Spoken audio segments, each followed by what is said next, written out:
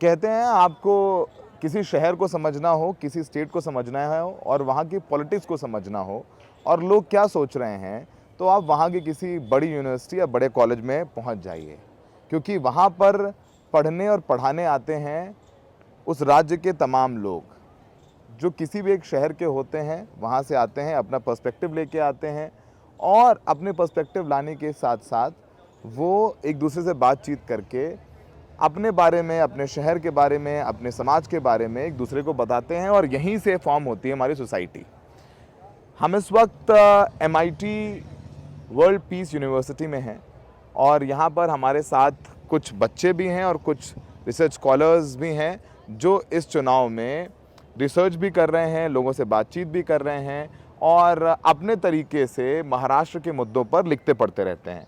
और ये जो स्टूडेंट्स देख रहे हैं आप, ये इनमें से स्टूडेंट्स विदर्भ के भी हैं, मराठवाड़ा के भी हैं और पुणे के भी हैं। यानी महाराष्ट्र का पूरा पर्सपेक्टिव हम इन लोगों से लेने की कोशिश करेंगे कि यंगस्टर्स क्या सोच रहे हैं, नेताओं के स्टेटमेंट्स पे क्या सोच रहे हैं, इनके जहन में क्या है और इनके घर वालों के जहन में क्या है, घर में क्या चर्चा हो रही है। तो हम विदर्भ नहीं जा पाए तो विदर्भ का भी आइडिया मिल जाएगा हमें, मराठवाड़ा का भी मिल जाएगा और बाकी हम होलिस्टिक पर्सपेक्टिव जो लोग रिसर्च करके आ रहे हैं उनसे लेंगे। तो सबसे पहले लेडीज़ फर्स्ट, क्या नाम है आपका? श्वेता। श्वेता, कहाँ से हो आप? नागपुर। नागपुर से हैं। नागपुर में इस बार वोट देंगे आप? है वोट आपका? नहीं, फिलहाल मेरा वोटर कार्ड आया नहीं है क्यों? क्योंकि अप्लाई लेट किया था। अप्लाई लेट किया था, हाँ। But you are eligible to vote. या अच्छा, अगर आपका वोट होता श्वेता और आप वोट डालने जाती हैं, क्या सोच के आप वोट करती हैं? एम्प्लॉयमेंट जो है generation which is like prime जो होना चाहिए, like because I will be graduating next year, तो वो मेरे फोकस में होता कि वो एक चीज़ होती। और वुमेन सेफ्टी के बारे में, like we heard about the case which happened in Kolkata, तो to prevent such things like Maharashtra में भी कुछ स्ट्रिक्ट एक्शंस या लॉज हो जाने चाहिए। और एक्शन और लॉज हो जाने चाहिए। आप पॉलिटिक्स फॉलो करती हैं महाराष्ट्र की? नहीं, उतनी ज़्यादा नहीं? एक्टिवली नहीं। एक्टिवली नहीं, No. बट लेकिन आपके इश्यूज़ के बारे में आप बिल्कुल क्लियर हैं। हाँ, जनरल। आपका क्या नाम है? मेरा नाम युगंधर देशमुख है। योगेंद्र जी, कहाँ से हैं? मैं अमरावती से। आप वोट डालेंगे इस बार? जी हाँ, यस। वोट डालेंगे। क्या इश्यूज़ हैं आपके और आप क्या सोचते हैं इलेक्शन, क्योंकि आप गवर्नमेंट पढ़ रहे हैं यहाँ पर, तो जाहिर सी बात है कि आपके ओपिनियन शेप हो रहे होंगे। अब तक क्या समझ पाए हैं और आप किन इश्यूज़ पर वोट देने जाएंगे? हमने जो देखा है 2019 से लेकर 2024 के बीच में इलेक्शन हुआ, उसके बाद 40 दिन तक सरकार नहीं बनी, बहुत सारा केओस था। चीफ मिनिस्टरशिप पोस्ट के लिए जो सब कन्फ्यूजन शुरू था, उसके बीच में अजित पवार और देवेंद्र फडणवीस जी ने शपथ ले ली, फिर वो सरकार बना, दे कांट प्रूव मेजॉरिटी, फिर महाविकास आघाड़ी की सरकार आई, 3 पार्टी की सरकार, और फिर बीच में कोविड आ गया। तो केओस तो शुरू से था, जो मैंडेट जनता ने दिया था उसके विपरीत जाकर कुछ सरकार बनी। अब फिर सरकार स्टेबल होती, उसी के बीच में शिंदे जी जाके देन ही डिफेक्टेड एंड देन ही फॉर्म्ड अलायंस विद बीजेपी और उन्होंने सरकार बना ली। और उसके बाद 1 साल के बाद पिछले साल अजित पवार जी उनके साथ उन्हें ज्वाइन किए, तो 2 पार्टीज़।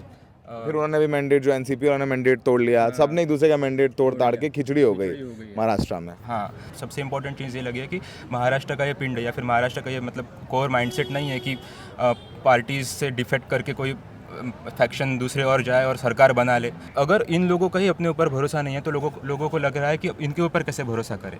और एक यूथ होने के नाते मेरा ये सजेशन रहेगा कि आप जिस पार्टी से चुनाव लड़ रहे हैं उसी पार्टी में 5 साल रहिए।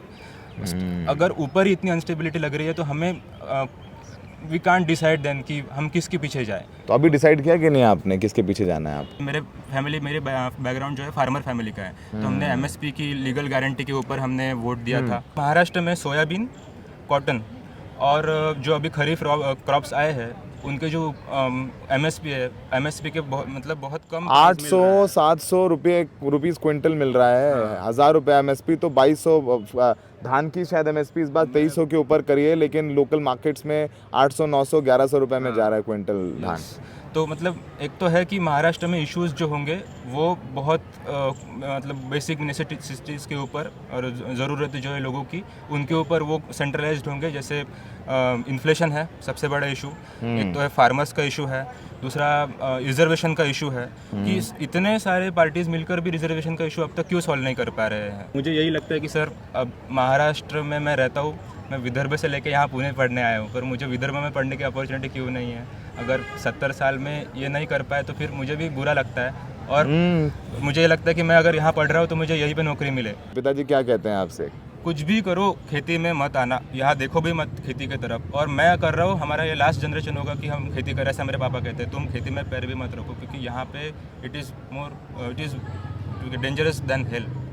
तो मतलब किसान अपने बेटे को किसान नहीं बनाना चाहता है, और ये देशमुख साहब के परिवार की बात नहीं है। हर हम में से जितने लोग यहाँ हैं उनका बैकग्राउंड कहीं ना कहीं खेती किसानी से रहा है। पिता नहीं थे तो दादा थे, दादा नहीं तो परदादा है, चाचा है किसानी में, लेकिन कोई अपने बच्चे को किसानी नहीं कराना चाहता है। और खासकर जिस इलाके से, विदर्भ से देशमुख साहब आते हैं, वहाँ किसानों की आत्महत्या देश में सबसे ज़्यादा है। जी हाँ, मतलब हमारे एरियाज़ में बहुत ज़्यादा आत्महत्या होती रहती है, तो हमें जब वो पता चलता है तो बहुत दुख होता है। उनके भी बच्चे पढ़ नहीं पाते। अब मेरे पिताजी ठीक एग्रीकल्चर में ही वॉज अ प्रोफेसर, तो वो थोड़ा कुछ इनोवेटिव वे से खेती करते हैं, तब जाके कुछ हमें इनकम आती है, तब जाके हम यहाँ अफोर्ड कर पाते हैं कि हम पुणे में पढ़े। सोचिए, किसान अपने बेटे को पूना भेज के इतनी अच्छी यूनिवर्सिटी में पढ़ा रहा है, तो कितनी मेहनत करी होगी, अपने सपनों के, अपनी ज़रूरतों को गला घोट करके वो सारा काम किया होगा। जी हाँ, जरूर। ठीक है, आपका नाम क्या है? महेश यादव, यादव साहब, कहाँ से हैं आप? नांदेड़ मराठवाड़ा। क्या आपके दिल में वोट डालने जाएंगे? हाँ, वोट तो डालने जाऊंगा ही, क्योंकि डालना तो पड़ेगा। पर इतने मायूस होके क्यों डालना पड़ेगा? खुशी खुशी खुश होके जाओ। अभी क्या हमारे वोट की कुछ वैल्यू नहीं रही। क्यों नहीं रही वैल्यू? क्योंकि हम वोट डालते हैं शिवसेना को, कोई और ही शिवसेना का नहीं, कौन सी? अभी तो ये तो एक अच्छी बात है, ये बड़ी दिलचस्प बात कही आपने यादव साहब। शिवसेना कौन सी? अच्छा, आपने 2019 में कौन सी एक ही शिवसेना को डाला था? बाला साहब ठाकरे वाले, उद्धव ठाकरे वाली। अभी भी उसी में ही है हमारी फैमिली, मतलब उद्धव ठाकरे वाली में हैं? मेरे दादाजी मतलब पोस्ट पे है, उद्धव बाला साहब ठाकरे के। तो अभी क्या हमारे वोट की कुछ वैल्यू नहीं रही। अगर मैंने आज शिवसेना को वोट डाला तो वो, और मुझे बीजेपी पसंद नहीं, तो वही ऊपर जाके उसी के साथ अलायंस बना रही है, तो मतलब खटक रहा है। सब कहीं ना कहीं चले जा रहे हैं। आप मराठा हो? हाँ हाँ, शान कोई मराठा। मराठा हैं। आपको रिजर्वेशन चाहिए, ओबीसी में प्रदर्शन हो रहा है। लोकसभा में तो खुल के आप लोग सड़कों पर थे कि बीजेपी को नहीं देंगे वोट। इस बार क्या है? पड़ा। इस बार का क्या है? इस बार का भी जरांगी पाटिल ने बोला था कि एमएलए खड़े करेंगे, लेकिन अभी कुछ दिन पहले ही बोला कि नहीं, जिसको डालना है डालो। लेकिन जरांगी पाटिल का ऐसा है कि उनका बीजेपी को विरोध है, क्योंकि उन्होंने बोला था, तो फिर बीजेपी के विरुद्ध जो भी पार्टी है उनको डालो, ऐसा सीधा सीधा है। आप समझ गए। अब ये बात इतनी देर में क्यों बोली? अभी वो अच्छा, पहली बार है। कितने साल की उम्र है आपकी? अभी 20 साल हुई है। 20 साल उम्र हुई है, बहुत अच्छा है। हिंदू खतरे में है कि नहीं है? अभी वो तो मुद्दा। देशमुख साहब, मैं आपसे पूछूंगा ये सवाल। पॉलिटिक्स, मुझे ऐसा लगता है कि उसमें पॉलिटिक्स बहुत ज़्यादा है। वैसे हमारे आप हिंदू हैं? हाँ, हिंदू तो। गर्व है हिंदू होने पे? हाँ, वो तो है। पर लगता नहीं खतरा है? बीजेपी कह रही है बटेंगे तो कट जाएंगे, एक रहेंगे तो सेफ रहेंगे। किससे डर है आपको? मतलब उनसे पूछ, कभी आपके बीजेपी का प्रचार करने आए तो उनसे पूछते हैं आप लोग कि मतलब किससे डरे हम, मतलब किससे सेफ रहना है, पूछते हैं? वो तो नहीं पूछा, लेकिन हमारे यहाँ तो हिंदू मुस्लिम सब साथ में मिल के रहते हैं। हमारे यहाँ गाँव में सब शांति से रहते हैं। उधर ऐसा नहीं लगता कि कोई झगड़े हो रहे हैं वो सब। आपका नाम क्या है? करिश्मा चौधरी। करिश्मा, कहाँ से हैं आप? पुणे। पुणे से। वोट है आपका? हाँ है, फुल से। तो क्या माहौल, घर में क्या चर्चा हो रही है, क्या बातचीत हो रही है, या फिर सब लोग अपना अपना काम करके अपना इंस्टाग्राम या रील्स पे चल रहा है? बट द थिंग इज, जो घर के बड़े हैं, यानी मेल्स हैं, उनको पता है कि वो न्यूज़ देखते हैं, तो उन्हें पता होता है कि ये पार्टी ये कर रही है, वो ये कर रही है, पार्टियाँ चेंज हो रही है। बट जो हाउस वाइफ उन्हें है कि देंगे किसी को, तो ये जब जिसको पापा कह देंगे उसको दे देंगे। जिसको पापा ए यार, ये कब बदलेगा हमारे देश में भाई? आप आप बोला कि पापा जिसको मैं कहूँगी आप उसको वोट दोगे, अब मेरी चलेगी। एग्जैक्टली, तो उन्हें सिर्फ पता है कि हाँ, पार्टीज है, कांग्रेस है, बीजेपी है, सेंटर में चल रहा है कुछ अच्छा। रीजनल पार्टीज़ या स्टेट के बारे में इतना नहीं आइडिया होता है, बिकॉज वो इतनी इंटरेस्ट नहीं लेते ऑफ कोर्स। शहरी वोटर हैं, खेती किसानी नहीं करते, जॉब करते होंगे, प्राइवेट जॉब करते होंगे, बिजनेस करते हैं, तो उनको लगता है ठीक है, तो उनको लगता है कि बीजेपी ठीक है, अपना मोदी जी के राज में सब मामला ठीक चल रहा है। सेंटर में अच्छा है। तो आप क्या सोचती हैं? हाँ सेम व्यू तो नहीं कहूँगी, बट इट्स लाइक ठीक है, अभी फ़िलहाल जो चल रहा है बहुत क्योस हो गया जो भी चीज़ों का हुआ महाराष्ट्र गवर्नमेंट, बट सेंटर में इट्स गुड, अभी तक गुड। ये तो महाराष्ट्र का इलेक्शन है ना, असेंबली की तो मुख्यमंत्री चुनेंगी। मैं जानना चाहता हूँ आप क्या सोचती हैं। You must be 19, 20, 19, you're just 19. I want to know a girl who is 19, जिसके दोस्त किसान का बेटा भी है, एक विदर्भ से है, उसके पड़ोस में किसी ना किसी ने आत्महत्या ज़रूर की होगी, आसपास किसान ने आत्महत्या करी होगी। मैं जानना चाहता हूँ कि वो लड़की जिसके क्लासमेट मराठा भी है, विदर्भ से आने वाला भी है, उस लड़की की सोच क्या है। As in like of course जो सुसाइड्स हो रहे हैं वो सब गलत है, फार्मर्स के साथ जो एमएसपी नहीं हो रही है वो सारी चीज़ें गलत है, बट थिंग इज़ वो गवर्नमेंट अगर स्टेबल ही नहीं होगी तो वो कुछ करेगी भी नहीं, वो सिर्फ अपने गवर्नेंस स्टेबलाइज करने में लगी रहेगी। एंड एट द एंड जब इलेक्शंस वापस आ रहे हैं तब कुछ करना इज़ नॉट द पॉइंट, क्योंकि इतने साल आपने कुछ किया नहीं और अचानक से आके if you are doing anything is not right. तो उन्हें स्टार्टिंग से एटलीस्ट पहले स्टेबलाइज गवर्नमेंट बना के and then you should implement schemes कि अच्छा यहाँ पे ये प्रॉब्लम है तो यहाँ पे ये करते हैं, वहाँ पे वो प्रॉब्लम है, लाइक एरिया स्पेसिफिक जो प्रॉब्लम्स हैं उनकी, सबके अपनी अपनी प्रॉब्लम्स होती है तो implement let me ask you थोड़ा सा 1-2 सवाल अच्छे, ठीक है। मोदी जी अच्छे लगते हैं आपको? करते हैं। यस व्हाई नॉट, अच्छे लगते हैं। 3rd उनका ईयर Term है, है। अगर टर्म है तो अच्छा कुछ लगता तो क्या है, उन्होंने इसीलिए इतने साल से आ रहे हैं। है। राहुल गांधी कैसे लगते हैं? राहुल गांधी भी मतलब अभी वो है नहीं, अभी इतने आए नहीं ऊपर कभी, या उनके काम इतने ऊपर नहीं आए इसलिए ऊपर नहीं आ पाए अभी तक, बट आ भी सकते हैं नेक्स्ट टाइम। आपकी ओपिनियन क्या है, मतलब राहुल गांधी के बारे में क्या सोचते हैं? जैसे मोदी जी, आपने कहा कि कुछ तो अच्छा किया होगा मोदी जी ने, आपको लगता है, एक बात बताइए जो आपको लगता है एज अ 19-year-old कि ये अच्छा है, काम है जो अच्छा किया मोदी जी ने? अभी वो स्कीम्स जो भी लाते हैं या जो भी क्या कह सकते हैं, आर्टिकल 370 हटाया कश्मीर से, है ना? वो तो ऑफकोर्स कश्मीर के लिए भी तो कुछ अच्छा था वो, कि ये स्कीम जो प्रॉब्लमेटिक था। मैंने डिकोड कर लिया आपको, देखो। हाँ ठीक है, बहुत अच्छा। आपका नाम क्या है? चैतन्य मांडेकर, कहाँ से हैं आप? पुणे से। पुणे से हैं। क्या माहौल पुणे में? पुणे में तो थोड़ा तो शरद पवार जी का इन्फ्लुएंस ज़्यादा है। इन्फ्लुएंस ज़्यादा है? हाँ, क्या इश्यूज़ हैं आपको लगता है मांडेकर साहब कि मुझे मेरे शहर में ये चाहिए या मुझे मेरे लिए ये चाहिए, क्या सोच है आपकी? पहले तो पुणे में बहुत ट्रैफिक का प्रॉब्लम है। एशिया में से सबसे दूसरे नंबर पे आती है रैंकिंग में पुणे। तो पहला मुद्दा ट्रैफिक है, उसके बाद अनएम्प्लॉयमेंट, उसके बाद जो माइग्रेशन है उसके वजह से अर्बन प्लानिंग में बहुत इश्यूज आ रहे पुणे में। वेस्ट मैनेजमेंट का प्रॉब्लम है और माइग्रेशन की वजह से जो रिवर साइड्स बहुत ख़राब हो रहे हैं। तो इन सारी चीज़ों पे गवर्नमेंट ने काम करनी चाहिए। लाडकी बहना की योजना का इम्पैक्ट क्या है? आपकी मम्मी को लाडकी बहना के पैसे मिले, क्या करेंगे वो? मम्मी वैसे शॉपिंग में जो घर का राशन हो वही करेंगे ना। अरे भाई, चुनाव में क्या करेंगी? चुनाव में क्या करेंगे? एक्चुअली घर का कैसा है कि जो पापा बोलेंगे तो मम्मी वही करेगी, किसको वोट करना है। पापा को लाडकी बहना में तो मिल नहीं सकता। इन्फ्लुएंस जो लाड़की बहना पे बोलते कि वोटर चेंज हो जाएंगे लाड़की बहना की वजह से, पर एक्चुअली महाराष्ट्र में वैसा नहीं है, क्योंकि महाराष्ट्र में मेल डोमिनेटेड फैमिली है। तो महाराष्ट्र में जो घर का जो बड़ा आदमी वो बोलेगा तो जो औरतें वही करेंगे ना। मंडेकर साहब, बट जाओगे तो कट जाओगे, नहीं, एक रहोगे तो सेफ रहोगे। सुना है कि नहीं सुना? सुना कि नहीं सुना? क्या इम्पैक्ट है एक युवा के तौर पर आपके जहन में उसका? एक्चुअली पिछले मतलब 200 साल मुगल हम पे राज करे, तब तक तो कुछ हुआ नहीं हमको, तब कटे नहीं हम।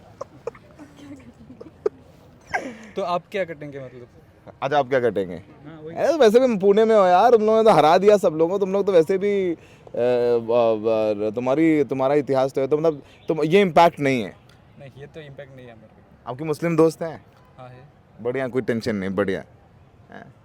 डराते नहीं है आपको वो? कैजुअली बात करते हैं फ्रेंड से, है? तो ये इम्पैक्ट नहीं है, बटेंगे तो कटेंगे। कोई इम्पैक्ट तो नहीं। सिर्फ एक नैरेटिव है बीजेपी का, बाकी कुछ नहीं। योगी आदित्यनाथ जी के बारे में क्या सोचते हैं? वो तो आते हैं, प्रचार करने आ रहे हैं, क्या सोचते हैं उसके बारे में? उनके बारे में तो वो यूपी के, तो वो ज़्यादा उनको यूपी के बारे में वो मतलब इन्फ्लुएंस है थोड़ा, हिंदुत्व वगैरह यूपी में। तो यहाँ नहीं है वो आते, पर एज मेरे ओपिनियन में उनका इतना इम्पैक्ट है महाराष्ट्र में है, पर इतना नहीं है जो कि वो बोलेंगे कि बटेंगे तो कटेंगे तो सब सुनेंगे। आपका नाम क्या है? कोमल जादव, कोमल, आप कहाँ से हैं? पुणे से। आप वोट डालेंगे इस बार? क्या है जहन में आपके? देखते अभी कुछ सोचा नहीं है क्योंकि उनका ही कुछ फिक्स नहीं है, पूरा कैओस चला है पिछले 5 साल में। तो मतलब ये बच्चों को सबको लग रहा है कि ये जो महाराष्ट्र में मैंडेट बदल गया, इधर चले गए उधर चले गए, पार्टी बढ़ गई, लोग थोड़े कंफ्यूज हैं। घर में मम्मी पापा भी कंफ्यूज हैं, उनका तय है कि किसका क्या तय है? महायुति, बीजेपी, मोदी जी। सुनाओ, ये तो हमने बच्चों से बात की है, लेकिन मैं बात करूंगा उन लोगों से जिन्होंने फील्ड पे काम किया है। सर बढ़िया आइडिया मिल गया, बच्चों से हमारी अच्छी बातचीत हुई। आपका नाम क्या है? प्रफुल्ल पवार। क्या करते हैं पवार साहब? अभी मैं MIT में एज अ रिसर्च एसोसिएट हूँ। What is your analysis? Basically मेरा एनालिसिस ऐसा है कि जो साइलेंट वोटर्स हैं, जो हमें पता है कि जो महिलाएं अभी बोलते हैं कि वो इन्फ्लुएंस तो होता ही है घर का, बड़े जो कोई होता है, लेकिन जो साइलेंट वोटर्स है वो खुद का डिसीजन लेगी, मुझे ऐसे लगता है। तो बहुत सारे महिला ने ये एक्सेप्ट किया कि हाँ, जो लाड़की बहन योजना है उसका हमें फ़ायदा हुआ, उनके पैसे मिले तो थोड़ा हमारा घर चल गया, लेकिन ये सस्टेनेबल है क्या, ये कब तक दे पाएंगे, है ना। तो उनका ये कहना है कि हमें एक रोज़गार दो जिससे हम कंटिन्यूसली उसमें कुछ पैसा कमा पाए। सरकार कब तक देगी और हम कब तक उन पे डिपेंड रहेंगे। तो ऐसे मिक्स उनका जो रिस्पांस था तो हमें मिला। बहुत सारी महिलाएं ने ये कहा कि हमें अभी तक मिला भी नहीं है, मतलब ऐसा नहीं कि सबको ही 2,70,00,000 महिलाओं को मिला है जो डेटा मैंने देखा, और 3 करोड़ ने एनरोल कराया है अपने आप को। यहाँ पर पवार साहब का कहा जाता है इलाका जो है शरद पवार साहब का स्ट्रॉन्ग होल्ड है, और अजीत पवार साहब काम देखते रहे। लोकसभा चुनाव में हमने देखा कि अजीत पवार साहब का तो डब्बा गोल हो गया।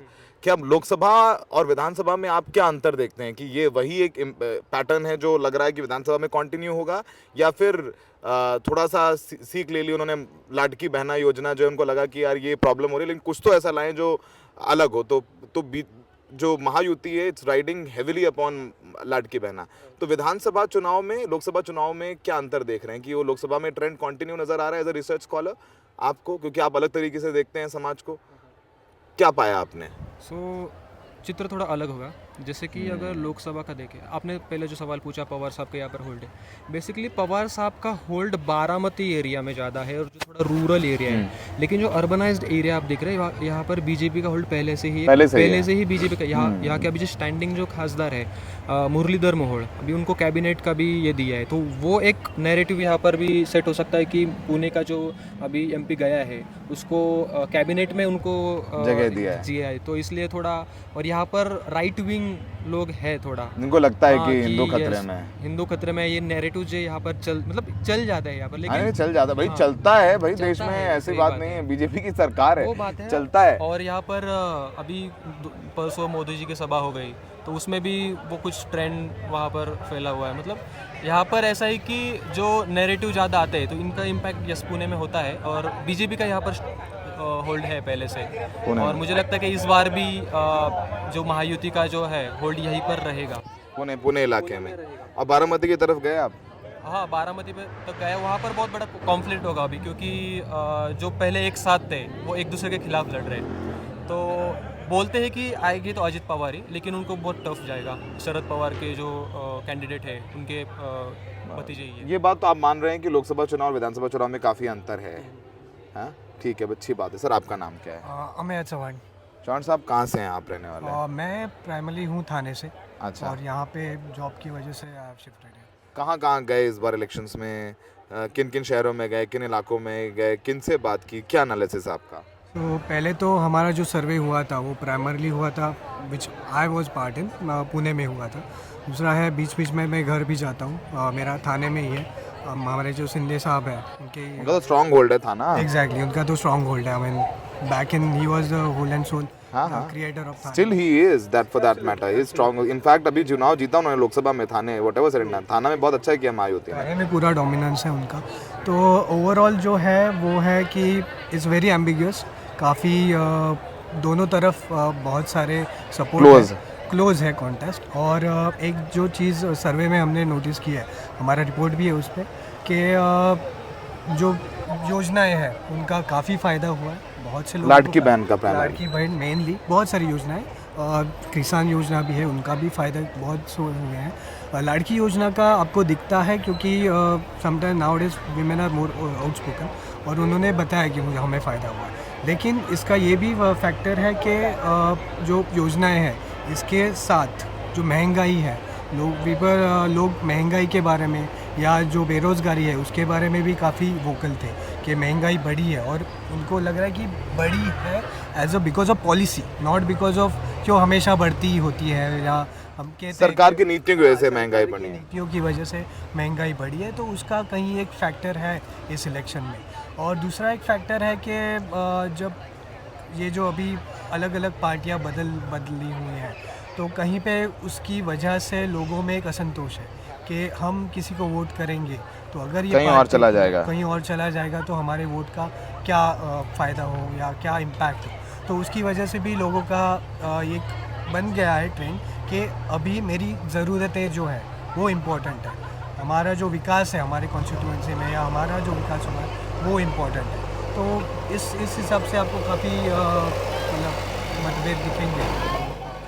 आप कुछ ड्रॉ कर पाए थोड़ा सा, जैसे आपने बताया कि लाडली बहना का इम्पैक्ट, लेकिन महंगाई का भी एक अलग अपनी बात है, सरकार से नाराज़गी भी है, तो आप कुछ ड्रॉ कर पाए कि नहीं? एक जैसे हम हैं महाराष्ट्र में, हम बहुत ज़्यादा समझ नहीं पा रहे हैं, एज अ महाराष्ट्र इलेक्शन बहुत कवर भी नहीं किया है एज ऑफ नाउ की इतना, लेकिन फिर भी थोड़ा समझ में आ जाता है कि क्या है, वेव तो किसी की नज़र नहीं आती है। जो मेरा अंडरस्टैंडिंग है पर्सनली मैन, वो है कि इस बार आइडियोलॉजी से ऊपर उठ के लोग वोट करेंगे, जो विकास के अनुरूप। तो अगर उनको लगता है कि ये सरकार ने विकास किया है या पिछली सरकार ने किया है या ये सरकार ने करप्शन के मामले में कुछ काम किया है, तो वो आगे पीछे हो सकता है वोटिंग। अदरवाइज़ आई फील ये टाइम विकास के आधार पे लोग वोट करेंगे।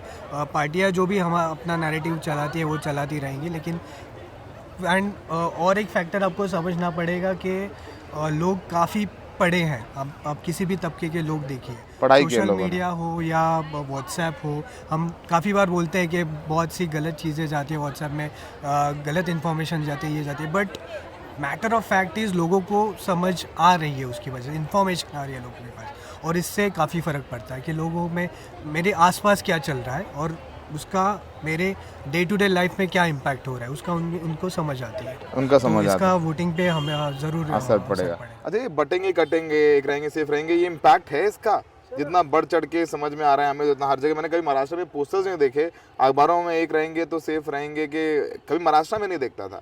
इसका भी इम्पैक्ट है? थोड़ा हिंदू सेंटिमेंट जाग रहा है या हिंदू सेंटिमेंट जगाने की कोशिश है बीजेपी की, इसका असर होगा?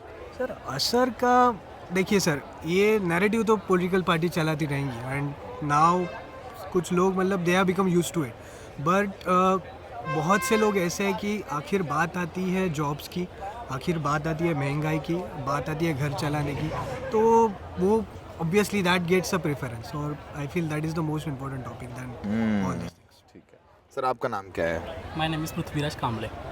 कहाँ से हैं आप? मैं प्रॉपर पंढरपुर से हूँ सर। अरे, तो बड़ी अच्छी जगह से हैं आप। तो क्या माहौल आपके घर इलाके में? आप भी रिसर्च स्कॉलर हैं, घूम फिर के बातचीत कर रहे हैं लोगों से। अगर मैं पूछूं, आप जब सर्वे करते हैं तो क्या सवाल पूछते हैं? एक महिला मिली आपको आपके इलाके में, आप उसे क्या सवाल पूछेंगे समझने के लिए? पहले तो हम उनकी वो क्या काम करते हैं, उनकी पढ़ाई कितनी हुई है, बस बेसिक सवाल यही होता है। रोज़गार क्या है, आपके घर में कितने लोग हैं, क्या काम करते हैं, आप कितना कमाते हो, और आपके गांव में बेसिक फैसिलिटीज़ क्या क्या है और कुछ नहीं है, और आप किस पॉलिटिकल पार्टी को सपोर्ट करती है या किस पॉलिटिकल पार्टी ने बहुत अच्छे काम किए हैं। इधर ही आ जाओ। हाँ, बस यही बेसिक सवाल तो आइडिया मिल जाता है। आइडिया मिल जाता है कि क्या है। आपको क्या आइडिया मिला?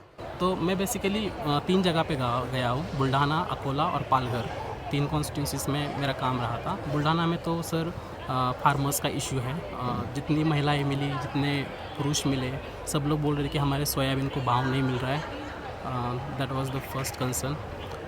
वाटर सप्लाई नहीं है उनके पास, और बहुत से ऐसे गांव है जो सिटी से बहुत दूर है, और वहाँ पे एसटी जो महाराष्ट्र सर्विस की है वो नहीं पहुँचती। उस वहाँ पे जाने के लिए प्राइवेट गाड़ी से ही जाना पड़ता है। ऑटो से जाओ, एक ऑटो बदलो, उतरो, फिर दूसरे ऑटो से जाओ। ऐसे बहुत से गांव हैं जो हमने कवर किए। कनेक्टिविटी नहीं है उनके पास, वाटर सप्लाई, रोड्स नहीं है, एम्प्लॉयमेंट नहीं है। बहुत से लोग ऐसे हैं कि खेती और रूरल डिस्ट्रेस है, मतलब बहुत पूरा। महाराष्ट्र की एक तस्वीर मुंबई है, पुणे है, तो एक तस्वीर वो गांव भी हैं जहां पानी नहीं है, नंगे पैर औरतें, फटे हाल, सड़कें नहीं, बिजली है भी तो वो नाम मात्र की है, सोयाबीन के दाम नहीं मिल रहे, तो एक अलग तस्वीर है। महाराष्ट्र के भी कई चेहरे हैं।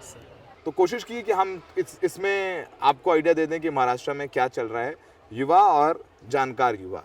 बहुत बहुत शुक्रिया हमें देखने के लिए।